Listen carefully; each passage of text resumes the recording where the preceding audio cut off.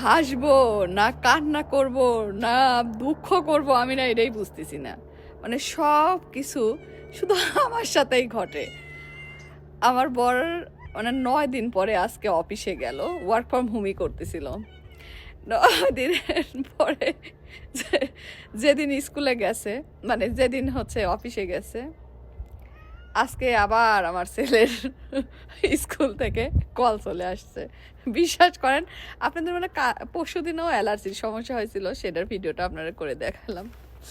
আজকে আবার অ্যালার্জি হয়েছে, শুধু অ্যালার্জি না, জ্বরও চলে আসছে, অ্যালার্জি থেকে জ্বরও চলে আসছে বাচ্চাটার। এখন কল করছে যে তোমার বাচ্চাকে পিক করে নিয়ে যাও। আমি না টোটালি টায়ার্ড হয়ে গেছি সত্যি, মানে হয় না, ও স্কুলে যায় 2 বছর থেকে, 2 বছরে কোনোদিন আমি টায়ার্ড হইনি, কিন্তু এই বছরটাতে এই স্কুলে এসে আমি সত্যিই টায়ার্ড হয়ে গেছি।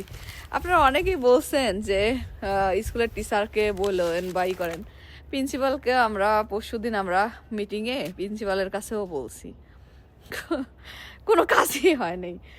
আমার মানে আমি হাসতেছি কেন জানেন, দুঃখে পড়ে। আমার শরীরটা এখন এই মুহূর্তে এতটাই খারাপ, আমি না গাড়ি চালাতে পারতেছি না হেঁটে যেতে পারতেছি, মানে না রান্না করতে পারতেছি না খাইতে পারতেছি, মানে এত শরীর খারাপ।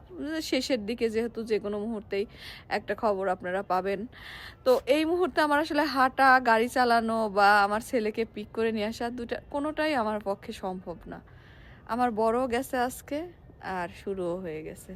এখন যেভাবে হোক দেখি আমার নেইবারকে বা কাউকে যদি না পাই, এখন বাধ্য হয়ে আমার গাড়ি চালায় বা ইয়ে করে যেতে হবে। এখন অনেকে বলতে পারবেন কেন আপু গাড়ি চালাতে পারতেছেন না কেন?